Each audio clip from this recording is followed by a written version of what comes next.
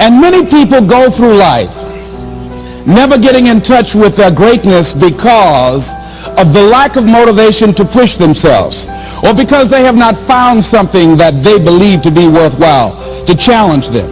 That many talented persons have gone unnoticed, and the world never had a chance to be exposed to their talent because that person did not take the time to begin to express or to demonstrate or to motivate themselves in the direction to bring that which they came into the universe to bring.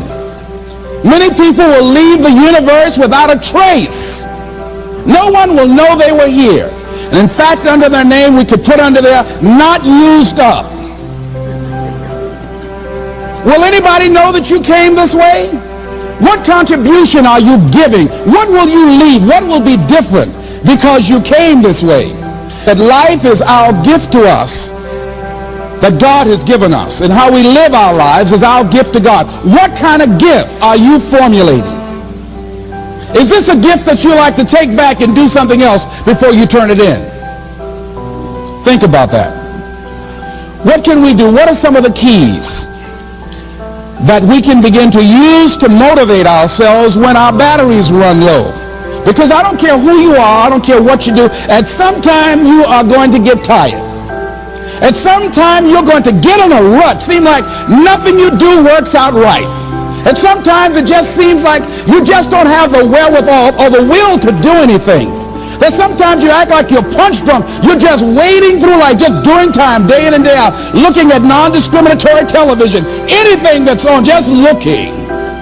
And depressed, feeling powerless, feeling useless, and bored. What do you do? How do you get yourself out of a rut?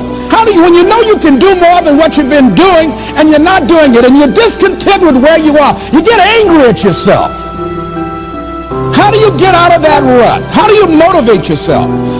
One of the things that we must do is that we must be involved in working on achieving self-mastery. You must work on yourself continuously. Never be satisfied with yourself. Always know that as you invest the effort and time on you, that's the greatest ability that human beings have above animals. See, a dog can't be anything but a dog. Tree can't be anything but a tree. Human being, you've got unlimited potential. You can put effort on you, and by concentrating on you and developing you, you can transform your life wherever you are right now. So you want to work on yourself.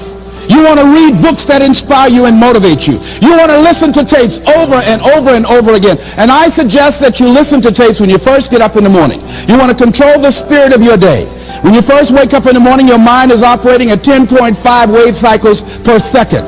That's when the subconscious mind is most impressionable. Whatever you hear in the first 20 minutes when you wake up, that will affect the spirit of your day. When you listen to tapes, listen with relaxed belief, believing that this can happen for you. And by listening to them, listen to them over and over and over again, and you will get a breakthrough. You can listen to the same tape for months, and all of a sudden you hear something you never heard before. It'll have a special meaning for you. Or read the same book over again, and you'll find some special insight. You said, I can't believe I didn't see that the first time. So you want to be involved in developing yourself. Most people won't do that. Most people won't take that kind of effort and invest that kind of energy in themselves, because they will fall prey to that conversation within. Oh, don't do that. You don't have time. You're too busy. You're too caught up in the rat race. Most people won't do that. Well, they won't take time to go to lectures. They won't take time to go to seminars. They won't take time to go to classes to improve themselves. And as you continue to work on yourself, you will begin to expand your vision of yourself. You begin to work towards self-mastery. And you will begin to see it reflect itself in all the dimensions of your life, your mental life, your physical life, your social life, in your relationships, your monetary life. So concentrate on developing yourself.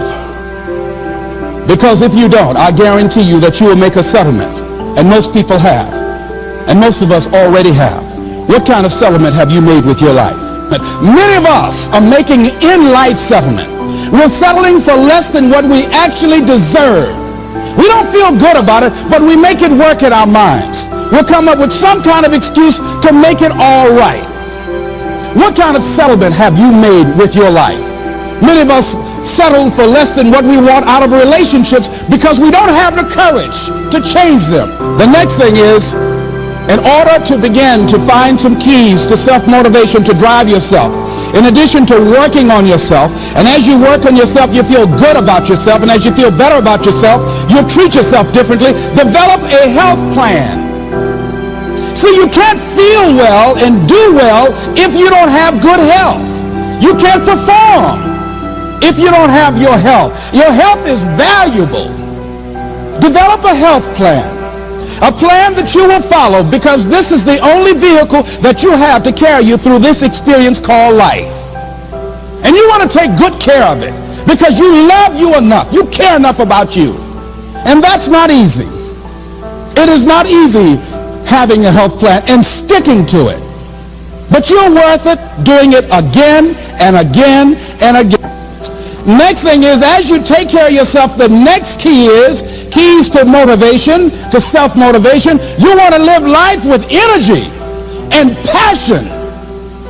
You want to make a conscious effort to be lively. See, in life, you're either saying hello or goodbye. You're either on the way or in the way.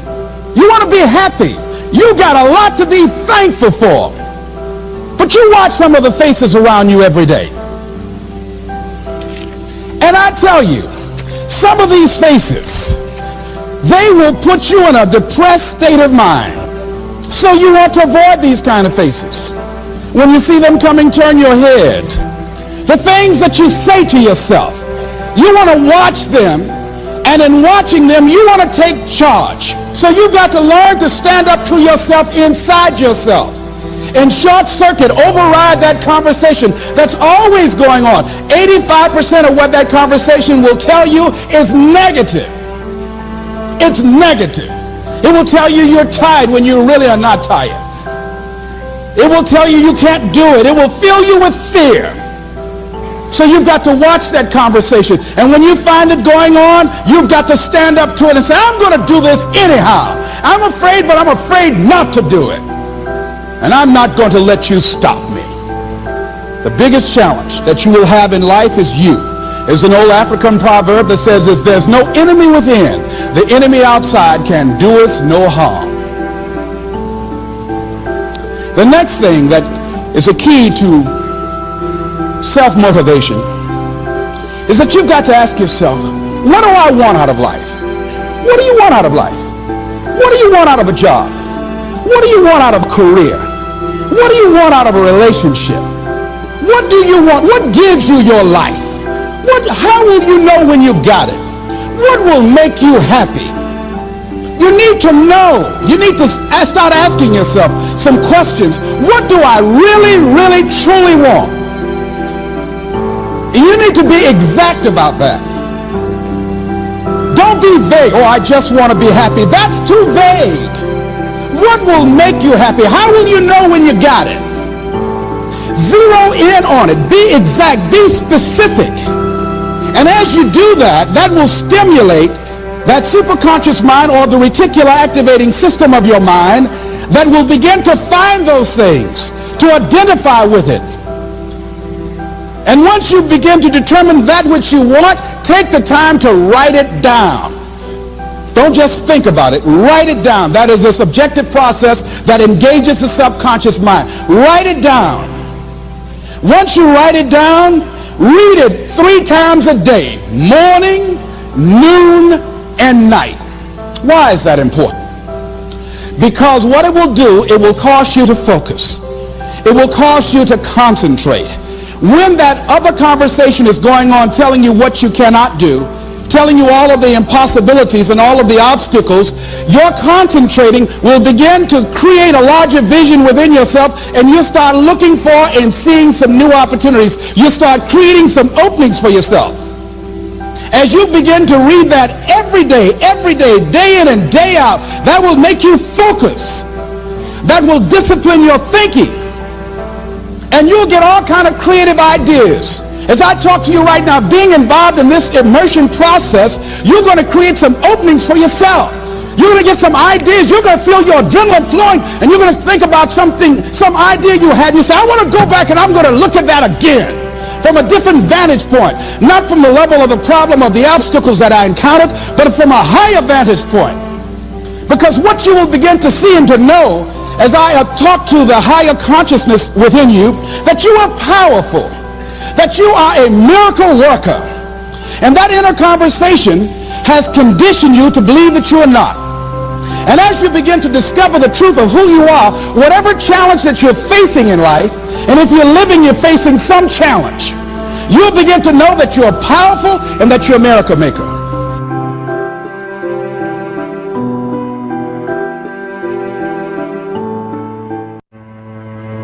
But imagine, if you will, being on your deathbed and standing around your bed, the ghost of the dreams, the ideas, the abilities, the talents given to you by life, and that you, for whatever reason, you never went after that dream. You never acted on those ideas. You never used those talents. You never used those gifts. And there they are standing around your bed looking at you with large angry eyes saying, we came to you, and only you could have given us life. And now we must die with you forever. And the question is, if you die today, what dreams, what ideas, what talents, what books, what music, what leadership, what voice will die with you? What if you live your whole life only to discover that it was wrong? That it was wrong. That you were chosen to do something else and you didn't do it. Continue to do those things that you know that work for you after you have evaluated yourself in the situation. Continue to move. Stay busy, stay busy, stay busy. Find somebody that you can help so you can forget about you for a moment. See, sometimes the best thing to do is to be. Sometimes you have to just back up and go within yourself. A bow and arrow, you can't take a bow and just push it out an arrow. You just can't push the arrow out. You have to pull it back and then release it. Sometimes you have to back up and go within and pray and meditate and recharge your batteries. Go away, clear your head, and then come back and look at it from a different vantage point. Don't operate while you are under the spell or the effect of what's going on. Next thing is that you've got to activate the thinker in you. Don't allow your emotions to control you. We are emotional, but you want to begin to discipline your emotion. If you don't discipline and contain your emotions, they will use you. Your mind goes on automatic. You don't have to force yourself or motivate yourself to think negatively, to be depressed, to hate somebody, to want revenge, to want to get back at somebody, to beat yourself up over the head, to feel loaded with guilt. You don't have to make any effort to do that. Your mind is on automatic. It will do that by itself. But if you want to begin to move into your own personal greatness, if you want to begin to really enjoy a happy, successful, healthy life, you've got to be willing to go against the tide. You've got to be willing to harness your will and say, in spite of this, I'm in control here. I'm not going to let this get me down. I'm not going to let this destroy me. I'm coming back. And I'll be stronger and better because of it. You have got to make a declaration that this is what you stand for. You're standing up for your dreams. You're standing up for peace of mind. You're standing up for health. You want it. And you're going to go all out to have it. It's not going to be easy when you want to change. It's not easy. If it were in fact easy, everybody would do it. But if you're serious, you'll go all out. Yes, I'm going to turn this situation around. I'm not going to sit back and moan and cry over what happened and what went wrong and who did what. I'm going to do something about this situation. The next thing that is important is that expect things to get better for you, because they are. See, life is cyclic. You're not, whatever experience you're having right now, it has not come to stay. It has come to pass. Not to stay, just to pass. It's just going through. The biggest challenge is to know what's happening. This is a part of this thing we call life. This too shall pass. And maintaining perspective, putting it in perspective. See, a lot of us, because of our limited vision of ourselves, a lot of us who begin to focus on problems and enable them to overwhelm us, we begin to think that we have no options. We begin to believe that there's no way out. There's always a way. Where there's a will, there's a way. I'm unstoppable. You've got to make those kind of declarations to yourself. I'm unstoppable. This will not get me down.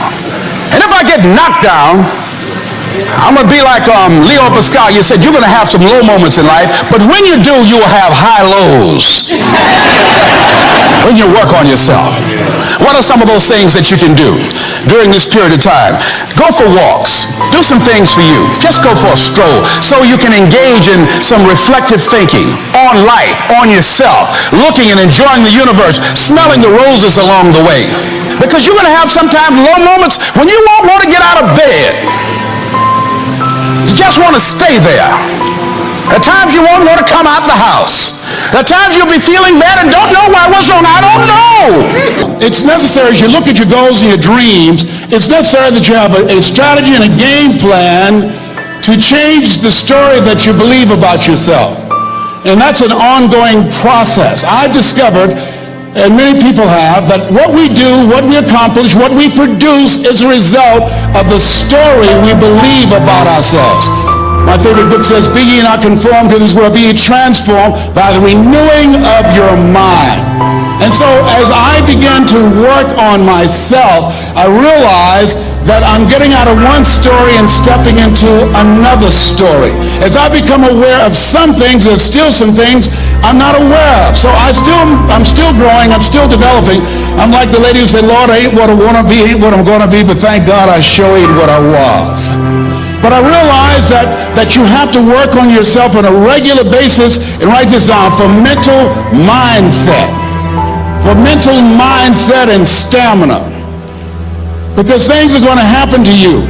I believe that the reason that most people go to their graves with their talents and abilities and skills in them is because of the fact, number one, many are like me. They didn't know that they didn't know and thought they knew. I thought I knew myself, and I really didn't know myself as well as I thought. I've discovered that sometimes people can take you to a place within yourself that you can't go by yourself. The other reason is I was afraid. I never worked for a major corporation. I wanted to speak for corporations. I was afraid I would be exposed because I don't have a college education. I felt inferior because of the fact that I don't have a college education. I allowed that level of fear of failure to stop me. And because I never had any experience in it, I assumed that I could not do it. I was paralyzing myself by believing and assuming the limited part of myself as opposed to believing that I had something special. You have something special. There's something you want to do. Because you don't know how to do it doesn't mean that you can't learn. I like something that I heard. You don't have to be great to get started, but you have to get started to be great. The other thing is take full responsibility for your life. Accept where you are and the responsibility that you're going to take yourself where you want to go. Someone said we have two primary choices in life. We can either accept conditions as they exist, or we can take the responsibility to change them. See, a lot of people want to exempt themselves from taking responsibility. All they want to do is talk about the problem. Every time you see them, they'll tell you their story over and over and over and over again. No. You want to take responsibility for your life. I got me here, I can get me out of this. And I'm getting out. I'm not going to be a volunteer victim. There are two kinds of people in life. You know, he said those that make things happen, those that watch things happen, and those that don't know what happened. People that get along in this life look around for the circumstances that they want, and if they can't find them, they make them. They create them. So part of beginning to get unstuck, you've got to decide that the behavior pattern that you have adopted doesn't work for you. You've got to change your strategies, and changing your strategy means reinventing your life. Recreating you, and you have the power to do that. You can decide that you're going to change, that you're not going to be a wimp. You can decide that you're going to stand up to life. You can decide that I'm going to live each day as if it were my last. You have the power to make that decision. You can decide, I'm going to work on myself and develop myself. I'm going to empower me. And all of these things that are happening to me right now, they're just temporary inconveniences. They're not stronger than I am. I'm in charge here. They look at a man the way that he is, he only becomes worse. But look at him as if he were what he could be, then he becomes what he should be. Everything that you do, everything matters as you go through each day.